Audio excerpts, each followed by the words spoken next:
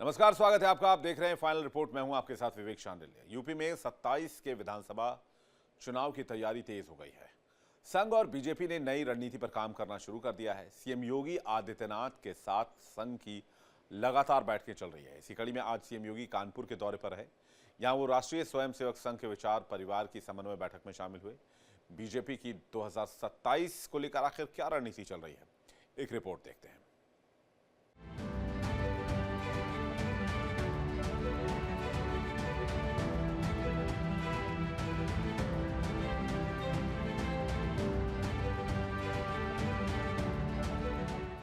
UP में 2027 के विधानसभा चुनाव की तैयारी शुरू हो चुकी है। संघ और बीजेपी ने मिलकर रणनीति बनाना शुरू कर दिया है। संघ और सीएम योगी रणनीति बनाने को तैयार करने के काम में जुट गए हैं। इस कड़ी में आज सीएम योगी आदित्यनाथ कानपुर पहुंचे और नवाबगंज में पंडित दीनदयाल उपाध्याय सनातन धर्म विद्यालय में आयोजित राष्ट्रीय स्वयंसेवक संघ के विचार परिवार की समन्वय बैठक में शामिल हुए। करीब 1 घंटे चली इस बैठक में सरकार, संगठन और समाज से जुड़े कई मुद्दों पर चर्चा की गई।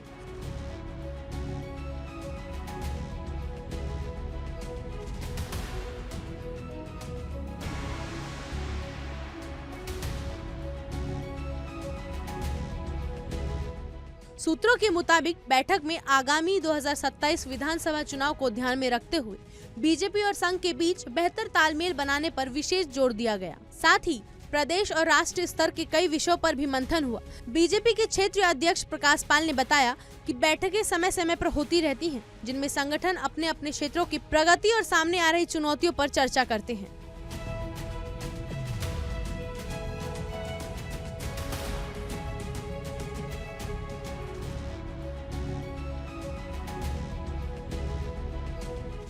उत्तर प्रदेश में अगले साल विधानसभा चुनाव होने वाले हैं।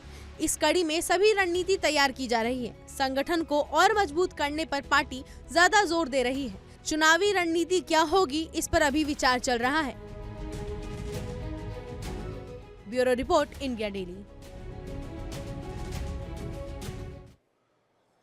सिविल सर्विस एग्जाम 2025 का फाइनल रिजल्ट जारी हो गया है। इस बार 958 कैंडिडेट्स क्वालिफाई हुए हैं और 180 कैंडिडेट्स आईएएस के लिए चुने गए हैं। चित्तौड़गढ़ के रहने वाले अनुज अग्निहोत्री ने इस बार ऑल इंडिया नंबर 1 रैंक हासिल की है।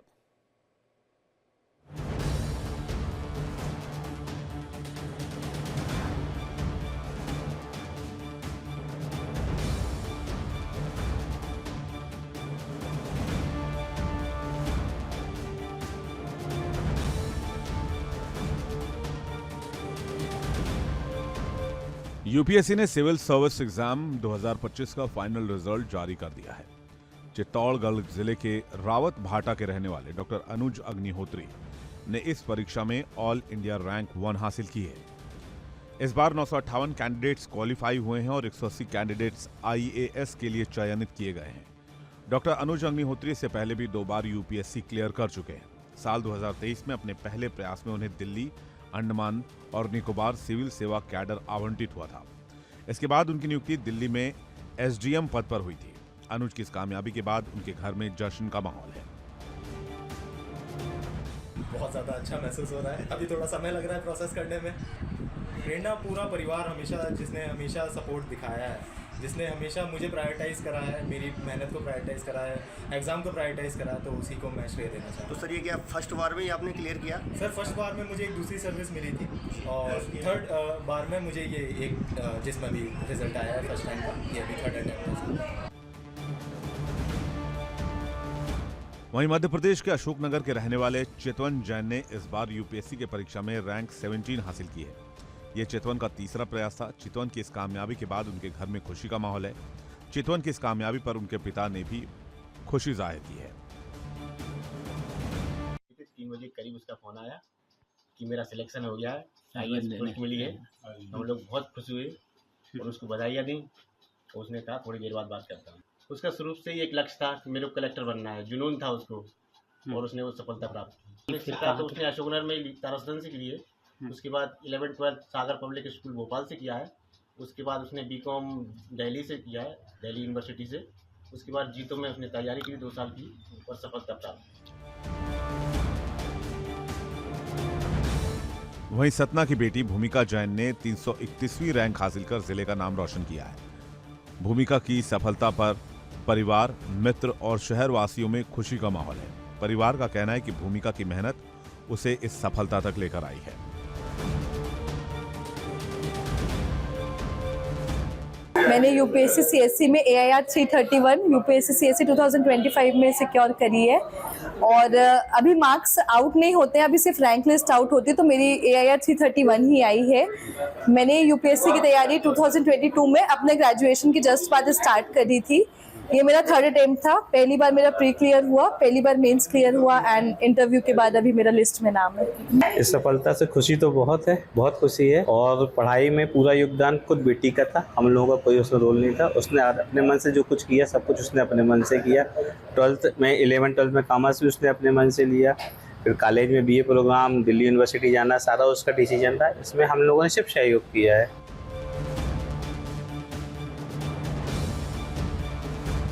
यूपीएससी सिविल सर्विसेज एग्जाम 2025 के फाइनल रिजल्ट में 958 कैंडिडेट्स अलग अलग सर्विसेज के लिए चयनित हुए हैं। कुल 180 कैंडिडेट्स IAS के लिए चयनित हुए हैं।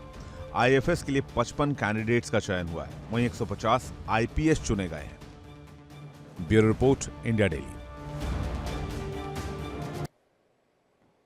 होली का त्योहार, गली में खेल रहे बच्चे, हवा में उड़ते गुलाल और पानी के गुब्बारे। लेकिन दिल्ली के उत्तम नगर इलाके में एक ऐसा गुब्बारा फूटा कि कुछ ही देर में लाठी डंडों की बारिश होने लगी और इसके बाद होली के रंगों की जगह खून बहने लगा। सोचने वाली बात यह है कि क्या एक मासूम बच्ची का गुब्बारा किसी की मौत की वजह बन सकता है?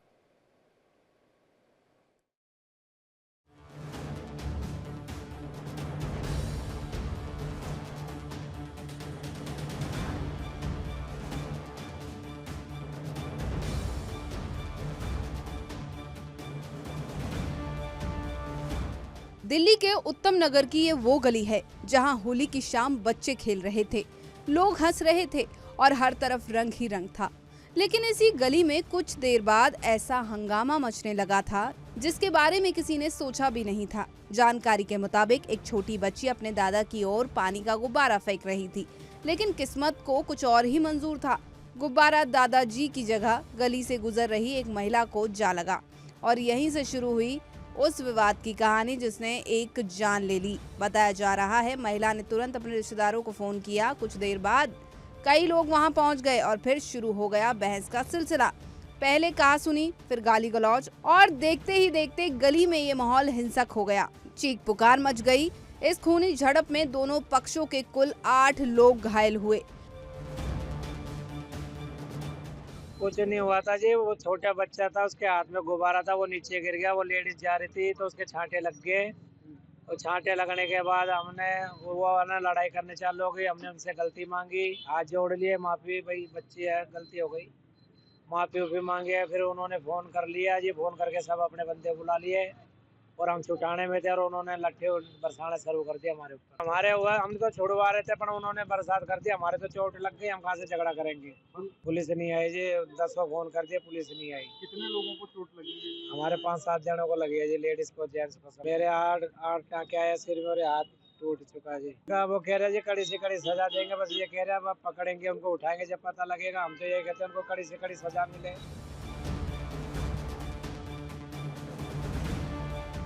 घर वालों के मुताबिक देर रात को 26 साल का तरुण जब घर पर आ रहा था तभी गली के बाहर आरोपियों ने उसे पकड़ लिया और लाठी डंडों और पत्थरों से वार किया। वारदात के बाद मौके पर पहुंचे परिजनों ने तरुण को पास के माता चानन देवी अस्पताल में भर्ती कराया, जहां गुरुवार को तरुण जिंदगी की जंग हार गया और होली की रात एक परिवार के लिए मातम में बदल गई।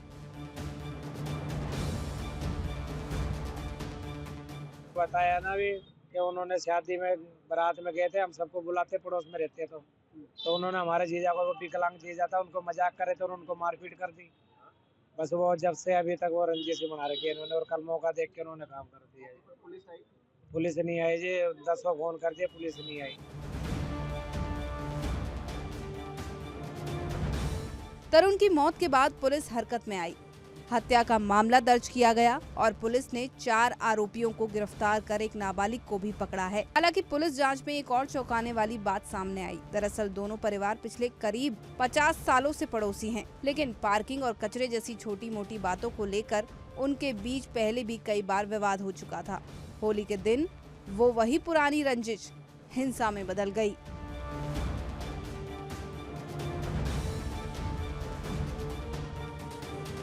कल एक लड़ाई का इंसिडेंस हुआ था कल शाम को जे कॉलोनी उत्तम नगर में।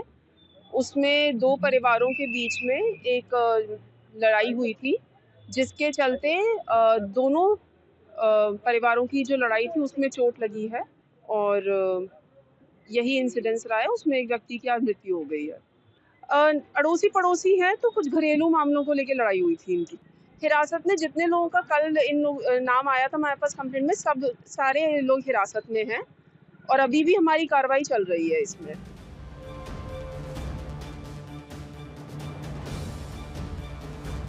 एक मासूम बच्ची, एक पानी का गुब्बारा और कुछ मिनटों का गुस्सा, लेकिन इसी गुस्से ने छीन ली एक युवक की जिंदगी। आरोपियों ने घर का चिराग हमेशा हमेशा के लिए बुझा दिया।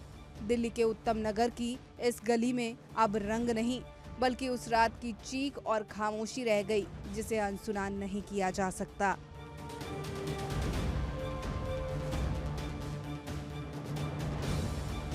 होली के दिन गुब्बारा फेंकने के विवाद को लेकर दिल्ली के उत्तम नगर इलाके में 2 पड़ोसी आमने सामने आ गए। जमकर मारपीट हुई, लाठी डंडे चले। इस हादसे में कई लोग घायल हुए, जिन्हें अस्पताल में भर्ती कराया गया, जहां इलाज के दौरान 26 साल के तरुण की मौत हो गई। फिलहाल पुलिस ने इस पूरे मामले में 4 आरोपियों को गिरफ्तार कर लिया है, जबकि एक नाबालिग को भी पकड़ा है। पुलिस का कहना है कि इस पूरे मामले में जांच लगातार जारी है और आने वाले समय में जो भी दोषी पाया जाएगा उसके खिलाफ कानूनी कार्रवाई की जाएगी। वीडियो जर्नलिस्ट रविंदर के साथ रजनीश शर्मा, इंडिया डेली, दिल्ली। मध्य प्रदेश में टोल टैक्स वसूली को लेकर सियासी बहस छिड़ी हुई है। कांग्रेस ने प्रदेश सरकार पर गैर कानूनी टोल वसूलने के कई गंभीर आरोप लगाए हैं। कांग्रेस का कहना है कि ये जनता की संपत्ति है, जनता को लूटा जा रहा है।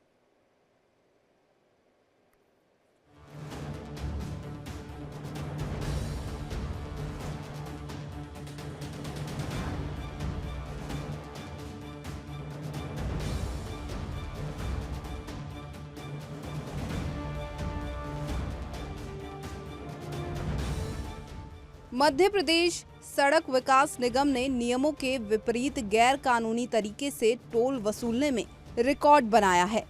ये आरोप कांग्रेस ने लगाया। कांग्रेस का कहना है कि इंडियन टोल एक्ट के तहत सरकार अपने स्तर पर किसी भी सड़क पर टोल नहीं ले सकती। सड़क जनता की संपत्ति है। कांग्रेस के इस बयान के बाद सियासी पारा हाई हो चुका है। नेता प्रतिपक्ष उमंग सिंघार ने कहा कि कागजों पर चेक पोस्ट बंद किए गए हैं, लेकिन सादी वर्दी में वाहन चालकों से वसूली की जा रही है। आखिर ये कौन लोग हैं जो मुंह पर कपड़ा बांधकर वसूल कर रहे हैं? सुप्रीम कोर्ट ने मंदसौर पुलिया के टोल मामले में आदेश दिया कि कोई भी निवेशक लागत उस पर ब्याज और रखरखाव के लिए अतिरिक्त टोल नहीं वसूल सकता।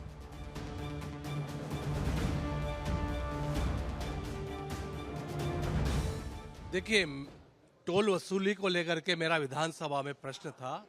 माननीय मंत्री जी ने बताया कि उसमें जो 60 टोल है, अधिसूचना के पहले ही उनसे टोल वसूली कर दी गई, जो कि नियम के विरुद्ध है। और इंडियन टोल एक्ट कहता है कि जब तक अधिसूचना जारी नहीं होती, जब तक आप टोल वसूली नहीं कर सकते। तो मैं माननीय मंत्री जी से पूछना चाहता हूं कि जनता की गाड़ी कमाई का पैसा ये किसकी जेब में जा रहा है, ये माननीय मंत्री जी को स्पष्ट करना चाहिए और इसकी जांच करवाना चाहिए कि आखिर ये इतनी बड़ी राशि, करोड़ों की राशि कहां जा रही है।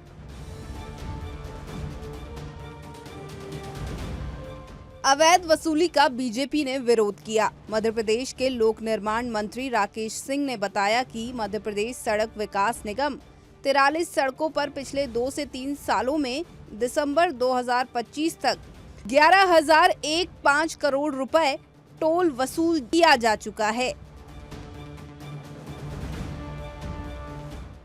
कहीं पर भी टोल को लेकर अवैध वसूली नहीं है। एक बार जब किसी को ये कॉन्ट्रैक्ट मिलता है कि वो टोल वसूली कर सकता है और अगर उसकी समयावधि पूरी हो गई तो उसके पश्चात भी चूंकि उस रोड का मेंटेनेंस आगे भी होना है, वो रोड उसी आधार पर निर्मित हुई है, तो उसमें चूंकि दूसरा किसी के पास कॉन्ट्रैक्ट नहीं है और जब तक कॉन्ट्रैक्ट नहीं होता तब तक संबंधित विभाग यानी Madhya Pradesh road development corporation वो स्वयं ही वहां टोल की वसूली करता है।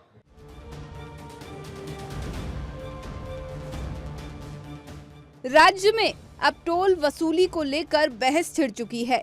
कांग्रेस के आरोप कितने सही हैं, ये एक सवाल है। अब ये जनता को तय करना है कि कौन सही है और कौन गलत।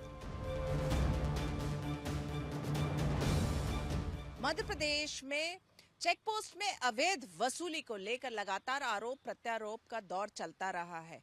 कांग्रेस बीजेपी पे और बीजेपी कांग्रेस पे आरोप लगाती आई है।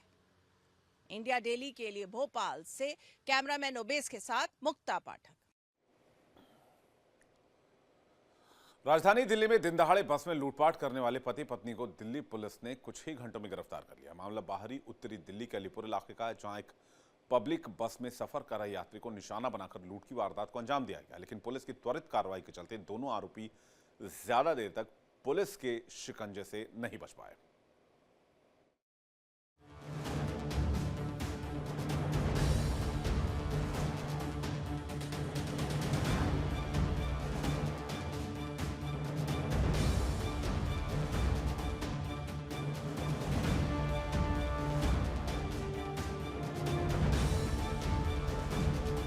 दिल्ली के अलीपुर इलाके में दिन दहाड़े एक पब्लिक बस में लूट की वारदात सामने आई। आरोपी पति पत्नी ने पहले से बनाई योजना के तहत एक यात्री को अपना निशाना बनाया। पुलिस के मुताबिक महिला आरोपी ने बस में अचानक यात्री पर गलत व्यवहार करने का आरोप लगाकर हंगामा करना शुरू कर दिया। वहीं बस में मौजूद लोगों का ध्यान जब उसकी ओर गया तो उसी दौरान उसके पति ने चाकू की नोक पर पीड़ित को धमकाया और मोबाइल फोन और नकदी लूट ली।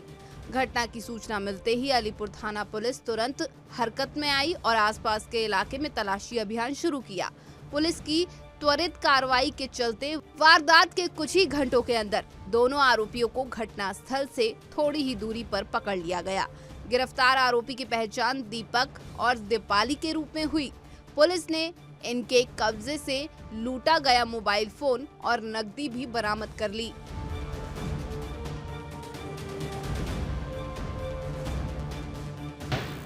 और इसमें तकरीबन 200 के आसपास सीसीटीवी कैमरा चेक करने के बाद एक कंक्लूजन पे आते हैं कि जिसमें 2 डेस्परेट स्नैचर आइडेंटिफाई किया जाता है। उसमें से दोनों स्नैचर्स को आज हमने अरेस्ट किया है। उन दोनों की प्रोफाइल ये है, एक है Sandeep alias Dabbu, son of late Ashok Kumar, 36 year age है और रिठाला का रहने वाला है। इसके ऊपर पहले 59 केसेस हैं अलग अलग हेड के। थेफ्ट है, स्नैचिंग है, रॉबरी है और वो बुधविहार थाने का बीसी है।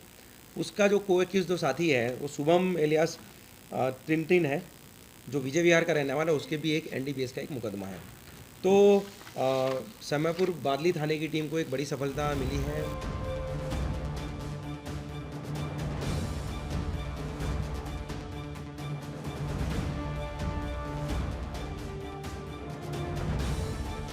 पुलिस जांच में ये भी सामने आया कि आरोपी दीपक पहले से भी आपराधिक मामलों में शामिल रहा और उनके खिलाफ 4 मामले पहले से दर्ज हैं। फिलहाल पुलिस दोनों आरोपियों से पूछताछ कर रही है और ये पता लगाने की कोशिश कर रही है कि क्या उन्होंने पहले भी इसी तरह की वारदात को अंजाम दिया है। पुलिस ने दोनों आरोपियों को गिरफ्तार कर आगे की कानूनी कार्रवाई शुरू कर दी है। Bureau report, India daily.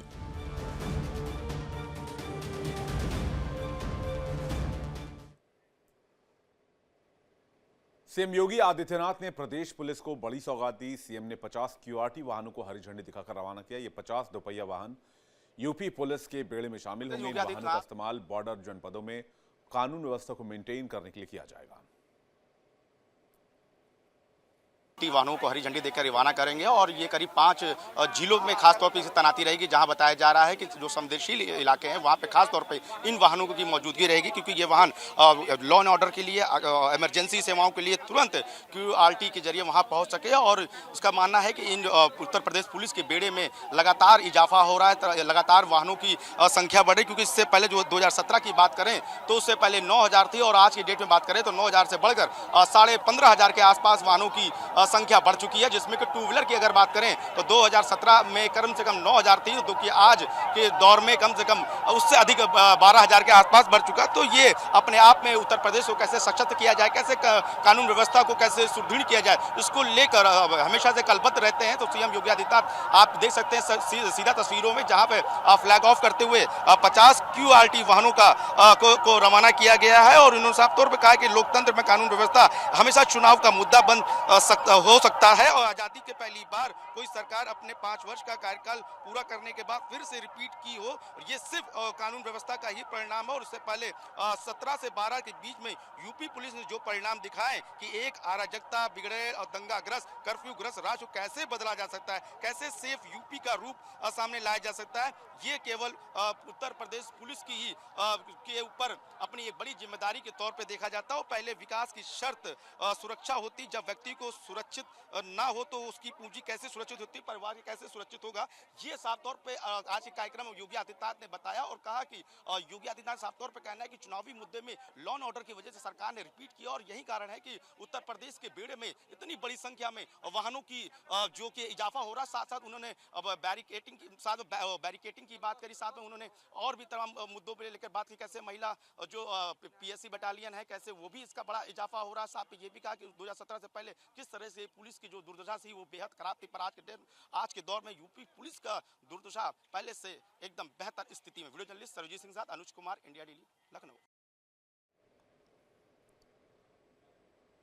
2017 में जब उत्तर प्रदेश में योगी आदित्यनाथ ने प्रदेश की कमान संभाली, तब प्रदेश में कानून व्यवस्था की स्थिति बहुत लचर थी और तब से ही योगी आदित्यनाथ की प्रायोरिटी लिस्ट में सबसे ऊपर नंबर 1 पे इस प्रदेश की कानून व्यवस्था रही। सीएम ने पहले ही दिन गुंडे और माफियाओं को कह दिया कि या तो अपराध छोड़ दो या प्रदेश छोड़ दो, और उसके बाद से लेकर आज का दिन है, प्रदेश में 0 टॉलरेंस की नीति रही अपराध को लेकर। और अब भी सीएम योगी आदित्यनाथ इसमें कोई कोताही, कोई ढील बरतने की मूड में नहीं है। वजह बड़ी है। पहली वजह तो ये कि लॉ एंड ऑर्डर मेंटेन रहना बहुत जरूरी है, और दूसरी वजह ये कि थोड़ी सी भी चूक हुई तो बहुत जल्द उत्तर प्रदेश में विधानसभा चुनाव आने हैं, और अगर विधानसभा चुनाव से पहले लॉ एंड ऑर्डर को लेकर कोई भी सिचुएशन बनती है तो विपक्ष इसे सरकार के खिलाफ एक बड़े हथियार के तौर पर इस्तेमाल कर सकता है। इसलिए सरकार यहां विपक्ष को भी कोई मौका नहीं देना चाहती। खास पेशकश में फिलहाल इतना ही। देखिए इंडिया डेली 24/7 अब आपकी स्मार्ट टीवी पर। इंडिया डेली मौजूद है सभी डिजिटल प्लेटफॉर्म पर लाइव और लगातार। इंडिया डेली 24/7 हर दिन राष्ट्र को समर्पित।